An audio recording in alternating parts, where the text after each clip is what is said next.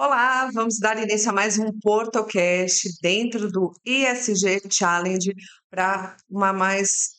Peraí, de novo. 3, 2, 1. Olá, esse é mais um PortoCast. Estamos recebendo mais uma convidada dentro do ISG Challenge, a Débora Andrade. Obrigada. Ela é advogada, professora, gerente jurídica e de governança da FIPS, que é a Ferrovia Interna do Porto de Santos. Isso mesmo. Primeiro, muitas pessoas já ouviram falar da FIPS, mas eu queria que você explicasse um pouco dessa atuação da Ferrovia Interna do Porto de Santos, que há alguns anos tem se consolidado aqui no maior porto do Hemisfério Sul. Perfeito. Rafaela, primeiro, obrigada pelo convite, é um prazer. Eu adoro falar sobre a FIPS porque poucas pessoas sabem exatamente, né? Elas veem ali o trem rodando aqui no porto, mas ninguém entende exatamente qual que é o papel, qual que é a função. Então, a FIPS, ela é basicamente uma ferrovia de transbordo, né? Ela não captura cargas aqui no Porto de Santos. Ela leva a carga que chega das concessionárias ferroviárias que vem ali do interior de São Paulo, do Centro-Oeste, então, é a Rumo, a MRS, a BLI, que chegam aqui em Santos, e quando elas chegam, por ser uma área do Porto Organizado, então, portanto, não é a área das concessões delas, elas têm que parar, e aí a ferrovia, ela leva esses vagões para cada terminal, então, para cada cliente. E aí os clientes estão tanto na margem direita, né, que é Santos propriamente, quanto na esquerda, que é o Guarujá. São 19 terminais, a FIPS tem 100 quilômetros de trilho e praticamente soja, farelo de milho, café, celulose, são todos levados aí via ferrovia. E até esse painel que você participa, governança como pilar de sustentação do ISG. Eu falava até com o Pomini há pouco, o presidente da Autoridade Portuária. Muitas pessoas sabem que existe o ESG, mas não entende, às vezes, o conceito. O que você pretende mostrar? Então, perfeito. Eu até, né, sou a FIPS, como ela é nova, né, a FIPS ela teve início, o contrato é de 22, é um contrato de 35 anos, né, um contrato de longo prazo. E num primeiro momento, né, eu acho que as pessoas às vezes pensam, né, ESG é muito como uma coisa meio de eco chato, né? Uma burocracia a mais, algo que trava os investimentos, quando na verdade é o contrário, Ou né? obrigação. Obrigação mais uma coisa, ou até um marketing, né? Algo que está muito no papel, mas não é colocado na prática, né? Meio abraçar a árvore. E é justamente o contrário, né? A governança, especificamente, ela é fundamental para que as empresas tenham maior assertividade nas suas decisões.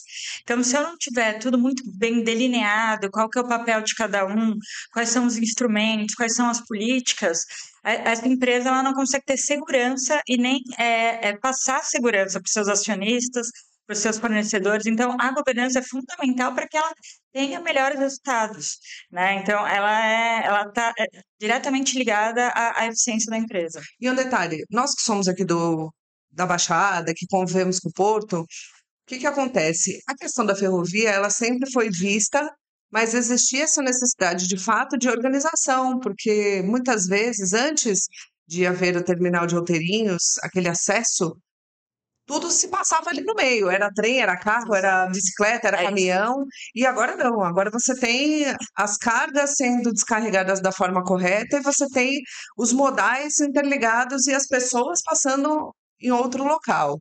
É isso que a FIPS promove? É isso mesmo, é perfeito o seu ponto. Uma das principais obrigações da FIPS são esses investimentos em infraestrutura e em capacidade.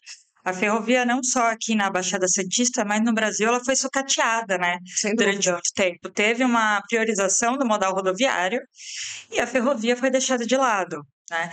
Só que isso hoje, até por uma questão de sustentabilidade, sabe-se que não é viável, né? O petróleo, né, polui muito mais, o volume, né, que você precisa para o transporte, como são muito mais caminhões, né, e o trem, ele representa muito mais capacidade de transporte, ele polui muito menos. Então, uma das obrigações da FIPS é melhorar esse acesso terrestre, inclusive construir passarelas. A gente vai eliminar todas as passagens de níveis. Isso significa que ninguém mais vai atravessar sob os trilhos, que é um perigo absurdo, né? É algo que vai totalmente na contramão da segurança, que é um dos pilares também, né, do ISG. Sim. E então isso vai acabar. E aí, por exemplo, uma das grandes reclamações aqui da Baixada Santista, né, de Santos, são as buzinas, né? Todas aquelas buzinas de trem, que aquilo é desagradável, é necessário, mas é desagradável. Quando você elimina a passagem de nível, não vai ter ali a bicicleta, não vai ter o ambulante, isso diminui também. Então, melhora a relação porto-cidade, né? E a gente também tem uma responsabilidade de tornar o ambiente da ferrovia mais agradável, mais bonito, então fazer o cercamento da ferrovia, tudo isso nessa visão de melhoria da relação porto-cidade. A gente sabe que, por exemplo, eu moro na Ponta da Praia, isso que você falou da buzina acontece, mas é necessário. É, Porém, as pessoas ainda se arriscam muito. é, Vou te dar um exemplo. Ali onde a autoridade portuária construiu a passarela entre Santos e Vicente Carvalho, se eliminou essa necessidade das pessoas passarem pela parte ali dos trilhos, mas ainda há pessoas que se arriscam. Ainda vemos ali, por exemplo, o Cais da Marinha, onde você precisa isso, do acesso de carro. isso. As pessoas às vezes têm uma pressa que pode custar a vida. Como também interligar os moradores? Como fazer campanha de conscientização para promover isso? Perfeito. A gente tem uma área específica lá na FIPS, né, de ESG, e uma das missões é exatamente essa: trazer essa conscientização. É uma questão cultural, né? As pessoas passaram a vida inteira e agora a gente precisa mudar essa cultura. Sem dúvida. Não só dos transeuntes, mas dos caminhoneiros também. Os maiores acidentes que a gente tem, e são mensais, é de negligência dos caminhoneiros, né? Que acham que dá, que passam ali. Então, a gente tem um processo grande de treinamento junto aos terminais, né? Que são quem recebe esses caminhoneiros, para que eles tenham ali uma noção, né? De quando eles podem passar, do que tem que respeitar do trem. É uma preocupação e a gente tem que atuar com a autoridade portuária, né? Que é quem tem o poder de polícia Sim. pela guarda portuária. E a atuação da FIPS com a autoridade portuária é excelente, assim. A gente tem atuado muito conjunto. Até conversávamos antes, você trabalhou na autoridade portuária. Exato. Todo esse teu conhecimento, dessa tua bagagem, você conseguiu trazer agora para a FIPS. Inclusive, algo que tem sido bastante falado pelo presidente da APS é sobre a pera ferroviária. Explica um pouquinho sobre isso. Perfeito. Então, respondendo a primeira parte, né? Eu, antes de ir para a autoridade portuária, eu trabalhava em escritório de advocacia em São Paulo. Eu era uma Faria Limer, né? Vivia ali, sempre trabalhei com infraestrutura, mas não na infraestrutura, né? E aí, quando eu recebi o convite para ir para a autoridade portuária há 5 anos atrás, eu vivia a infraestrutura. E eu sempre tinha no meu contraponto o servidor público, né? Eu era advogada e no contraponto estava o servidor público pela administração. E existe um preconceito, né? De, o servidor público ele não é tão capacitado, ele é encostado. E estando dentro da administração pública, eu vi o quanto isso é falso, o quanto isso é falacioso, né? O quanto as pessoas estão imbuídas aí do interesse público, de fazer o melhor.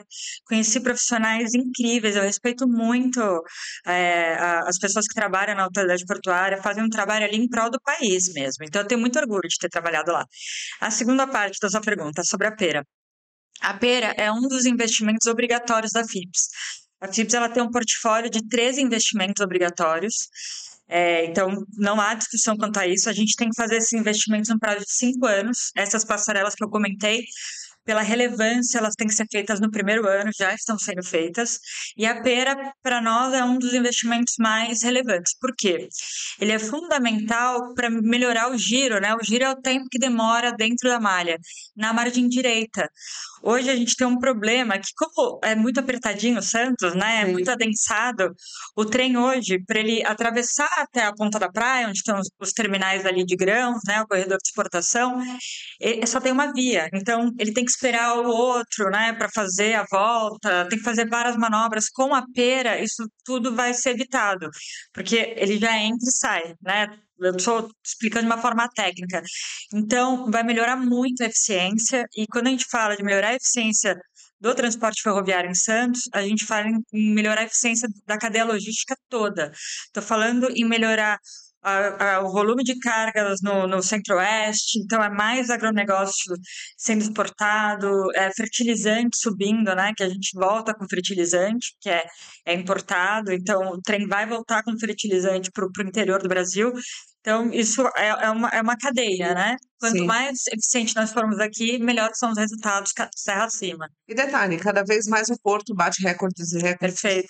E a gente vê que a necessidade de logística, ela é necessária de ampliação. Não dá para ficar como era 50 anos atrás, há 20 anos atrás, e até vai vir o túnel. Isso. O quanto também existe essa questão importante, não só do túnel, mas também das integrações de outros modais, como terceira pista da Imigrantes, como a FIPS enxerga isso? É perfeito. Essa questão é assim, né? A ferrovia, ela não é um fim em si mesmo. O trem, ele só existe se ele ligar um ponto ao outro. E o outro ponto precisa ser eficiente também. Tem que ter um ponto de retorno também. Exatamente. Então, assim, nada adianta, né, eu ser eficiente se as instalações portuárias forem ineficientes, se os acessos terrestres, por exemplo, se eu tiver interferência com o caminhão, a ferrovia não passa, ela não anda. Então, eu preciso de viadutos para que o caminhão não cruze com a ferrovia. Tudo está interligado. Né? Um modal não pode ser prestado de forma independente do outro. Eu acho que esse foi um dos maiores erros do país, né? Foi pensado, como eu falei, né? A gente sabe, desde a década de 50 foi priorizado o modal rodoviário, não se pensou em mais nada, né? Não se pensou até no quanto isso não era sustentável a longo prazo. Então, a questão dos acessos terrestres em Santos é fundamental para garantir a eficiência portuária. E ali, assim, você tem, né, a terceira linha, né, da Imigrantes, a FIPS, ela entende, quanto melhor for a eficiência de todos os modais, o trem, ele acaba ganhando com isso, né? Enfim, quanto mais interferência tiver, o trem perde também. É isso. Liga. Implementar isso até na cabeça das pessoas. Acho que esse é o desafio, por exemplo, a geração de 40 a menos, ela enxerga o trem como algo arcaico Exato. e não é. Exato. Acho que essa agenda de sustentabilidade pode trazer muito isso. É engraçado, essa juventude hoje, né, o pessoal aí da geração mais nova, eles não estão dirigindo tanto, né? Tem saído alguns estudos que eles... Imagina, no dedinho ali você pede um carro, pede comida, Exato, pede exato. tudo. E eles já não têm tanto interesse pelo carro como tinha a nossa geração. Fazia 18 e queria o carro, né? Era um Sim. bem de consumo que todo mundo queria ter. Ele já vem com o carro como algo ali, um vilão da história, né?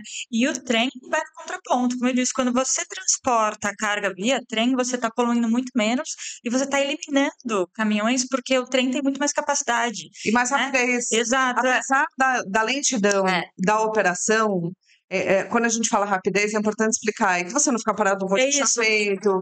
Exato. Então, por exemplo, acho que muita gente aqui, né, quando viaja para fora do Brasil, fala, pô, é tão legal ter o transporte de passageiros no trem. Quanto tempo demora uma viagem para descarregar no Porto de Santos vindo, por exemplo, de São Paulo? Eu não saberia do interior. Ele não vem, do interior de São Paulo, eu não saberia te precisar agora. Essa informação eu não tenho. Mas a gente vê que tem o acesso que cada vez mais o próprio trilho está sendo mais utilizado e também a manutenção tem acontecido. Sim. E a tecnologia, né? É um setor que investe muito na tecnologia e, inclusive, é uma das obrigações nossa na FIPS ter essa atualização tecnológica.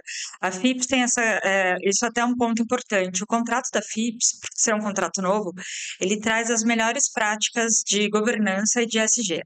Tudo que pode ter de ideal está lá. Alguns exemplos. Por exemplo, a gente tem a obrigação de demonstrar anualmente uma redução de emissão de gases que causam efeito estufa. A gente tem que demonstrar uma diminuição de uso de água, de energia elétrica. A gente tem que publicar no nosso site medidas que comprovem questões de sustentabilidade. Então, isso está lá no nosso site. A gente tem que publicar todas as nossas contas, então, para dar transparência, está tudo no nosso site. Contratos com partes relacionadas, né, que são as nossas associadas, Rumo, MRS, VLI, todas estão no nosso site. A gente tem um sistema de governança, a gente tem conselho fiscal, conselho de administração, auditoria interna, auditoria externa, tudo obrigatório, né? Normalmente as empresas, elas vão tendo esses sistemas conforme a maturidade delas. A FIPS, de saída, precisa ter tudo isso. E até quando a gente fala de sustentabilidade, volto no mesmo ponto. Às vezes a gente tem que falar que as pessoas só pensam no lixo ou no poluente ali da água, mas é muito além. Muito. Hoje em dia, se você parar para pensar a respeito justamente da sustentabilidade do meio ambiente, o próprio clima onde nós vivemos tem efeito com a relação humano-atmosfera. Sim, com certeza. Então, quais são as práticas de sustentabilidade que vocês promovem, de repente, além dessa questão do carbono, até para o material humano, explicar para as pessoas que trabalham ali a importância? Não, perfeito. Assim, a FIPS, ela é muito nova, então, assim, a gente está implementando essas coisas ainda, né? Sim. Então, são medidas, mas, por exemplo, como você colocou, né? As pessoas às vezes veem a sustentabilidade só como uma questão ambiental, mas ela vai muito além disso.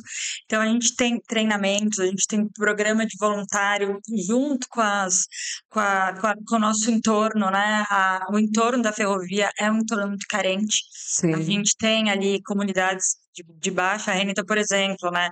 A gente participou da campanha do Rio Grande do Sul, fomentou isso junto com os nossos colaboradores de doação. A gente tem ações com a comunidade do entorno, tem esse programa de voluntário, então, uma empresa super nova que não tem um ano, né, de operação, porque o contrato foi assinado em 22, mas a operação mesmo começou em outubro de 23. Uhum. E a gente já tem um programa de voluntários institucional criado. Quantos funcionários tem a FIPS hoje? Olha, que são 500 funcionários, é uma empresa bastante. grande, pois é. Mas dentre esses, 450 são operacionais, Uhum. porque é muita coisa, né? Sim, sim.